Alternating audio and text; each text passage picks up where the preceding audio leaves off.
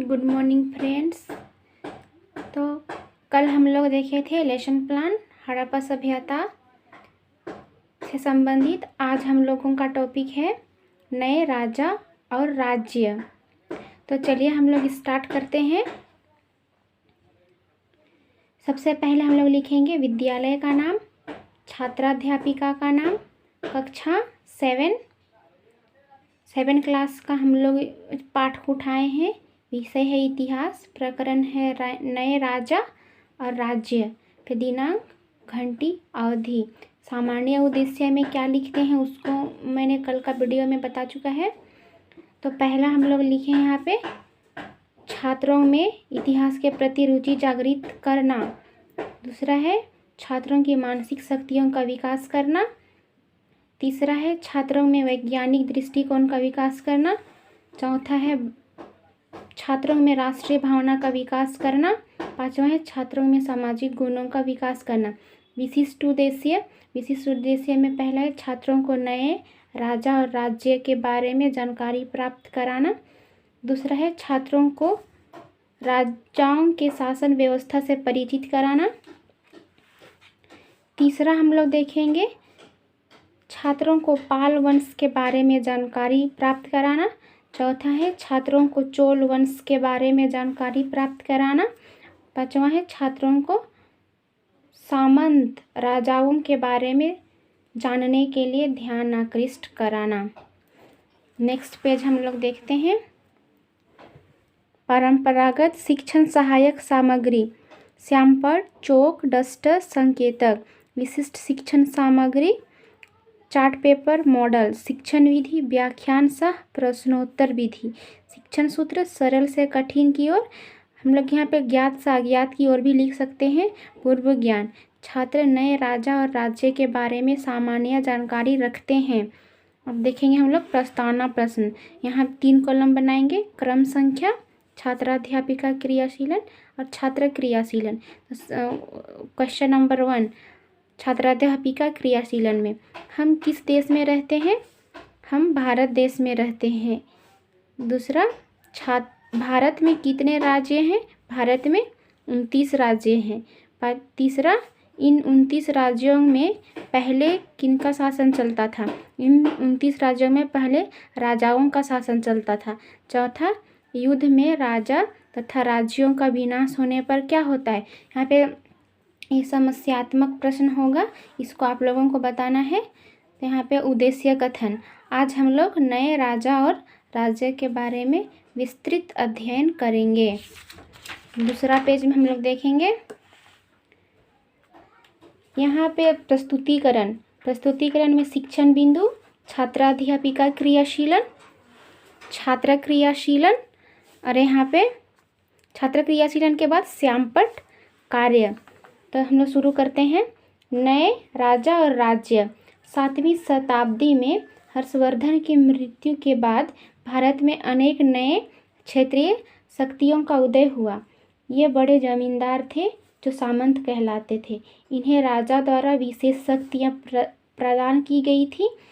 इस प्रकार भारत में 3 नए राजवंशों ने अपनी स्थिति काफ़ी सुदृढ़ कर ली थी।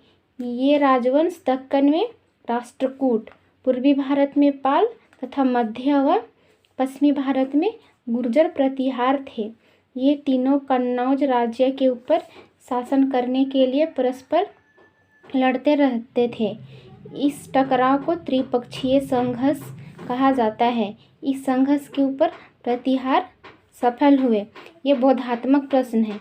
7वीं शताब्दी में किसकी मृत्यु के बाद भारत में अपने नए क्षेत्रीय शक्तियों का उदय हुआ?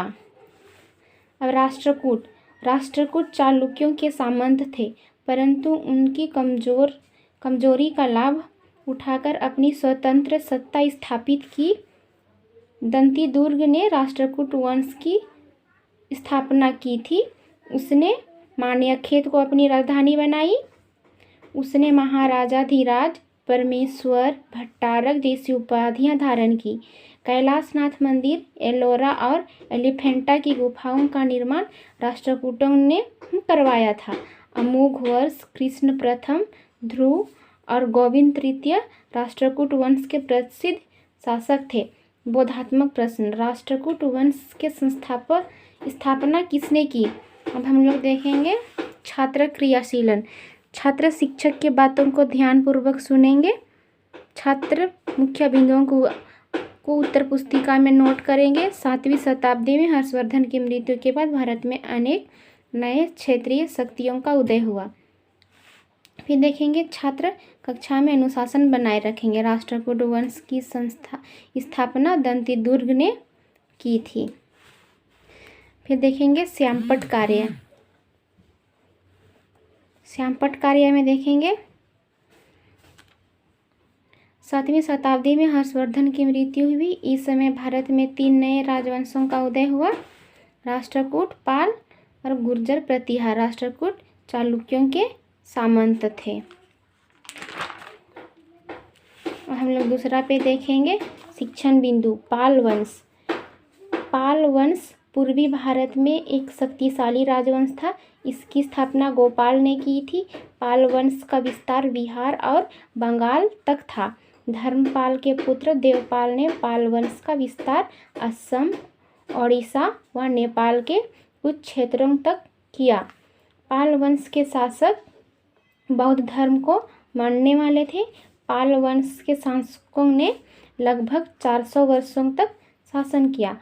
बोधात्मक प्रश्न है, पाल वंश कहाँ के शक्तिशाली राजवंश थे? फिर दूसरा क्वेश्चन है, पाल वंश की स्थापना किसने की? गुर्जर प्रतिहार। पाल वंश के अतिरिक्त उत्तरी भारत की दूसरी महत्वपूर्ण शक्ति थी गुर्जर प्रतिहार। इस साम्राज्य के संस्थापक थे हरिश्चंद्र। गुर्जर प्रतिहारों ने पश्चिम व मध्य भारत तक अपनी भौगोलिक सीमा का विस्तार कर एक विशाल साम्राज्य स्थापित किया। राष्ट्रकूट बार बार प्रतिहारों व पाल शासकों से कन्नौज और पश्चिमी गंगा के मैदानी क्षेत्रों पर अधिकार के लिए संघर्ष करते थे। कन्नौज व्यापारिक दृष्टिकोण से उत्तर भारत का एक महत्वपूर्ण शहर था। इसे महोदय नगर भी कहकर पुकारा गया है। राष्ट्रकूटों ने दक्षिण के चोल वंश के शासकों से भी संघर्ष किया।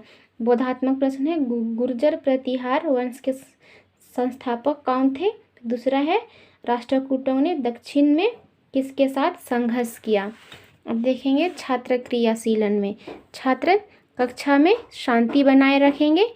पाल वंश पूर्वी भारत का शक्तिशाली राजवंश था। पाल वंश की स्थापना गोपाल ने की थी। फिर देखेंगे छात्र शिक्षक की बातों को ध्यानपूर्वक सुनेंगे। गुर्जर प्रतिहार वंश के संस्थापक हरिश्चंद्र थे। फिर राष्ट्रकूटों ने दक्षिण में चोल वंश के शासकों के साथ संघर्ष किया। श्यामपट्ट कार्य में देखेंगे पाल पूर्वी भारत में एक शक्तिशाली राजवंश था। पाल वंश के संस्थापक गोपाल थे। उत्तरी भारत की दूसरी महत्वपूर्ण शक्ति गुर्जर प्रतिहारों की थी। कन्नौज के लिए इन तीनों के बीच संघर्ष हुआ, क्योंकि कन्नौज उस समय व्यापारिक दृष्टिकोण से बहुत महत्वपूर्ण था। यहाँ आप लोग अपना क्रिएटिविटी दिखा सकते हैं, मैप बनाकर, फ़ोटो चिपकाकर। जिस तरह से आप लोगों की क्रिएटिविटी होगी उस तरह से आप लोग इसको डेकोरेट कर सकते हैं श्यामपट्ट कार्य को। पुनरावृत्ति में देखेंगे 7वीं शताब्दी में 3 नए राजवंश जैसे राष्ट्रकूट दक्कन में, पूर्वी भारत में पाल वंश तथा मध्य व पश्चिम भारत में गुर्जर प्रतिहार थे। ये तीनों कन्नौज के ऊपर शासन करने के लिए आपस में लड़ते रहते थे। दूसरा है, दंती दुर्ग ने राष्ट्रकूट वंश की स्थापना की तथा मान्यखेत को अपनी राजधानी बनाया। राष्ट्रकूटों ने कैलाशनाथ मंदिर, एलोरा और एलिफेंटा की गुफाओं का निर्माण करवाया। धर्मपाल के पुत्र देवपाल ने पाल वंश का विस्तार असम, ओडिशा व नेपाल के कुछ क्षेत्रों तक किया। इन शासकों ने लगभग 400 वर्षों तक शासन किया। फिर है, गुर्जर प्रतिहारों ने पश्चिम व मध्य भारत तक अपनी सीमा का विस्तार किया। मूल्यांकन है, 7वीं शताब्दी में भारत के किन 3 राजवंश आपस में लड़ते रहते थे? दूसरा है, राष्ट्रकूट वंश के राजाओं ने किसको अपनी राजधानी बनाई। तीसरा है पाल वंश के शासकों ने कितने वर्षों तक शासन किया। चौथा है गुर्जर प्रतिहारों ने कहाँ तक अपनी भौगोलिक सीमाओं का विस्तार किया था।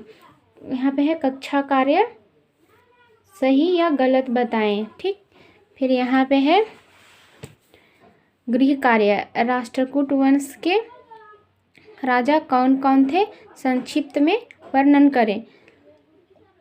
राष्ट्रकूट बार बार किसके लिए प्रतिहारों से, पाल शासकों से संघर्ष करते थे। तो नीचे देखेंगे छात्र अध्यापिका का हस्ताक्षर और पर्यवेक्षक का हस्ताक्षर। फ्रेंड्स, अगर वीडियो अच्छा लगा तो प्लीज़ सब्सक्राइब करिए मेरे चैनल को और लाइक ज़रूर करें। धन्यवाद।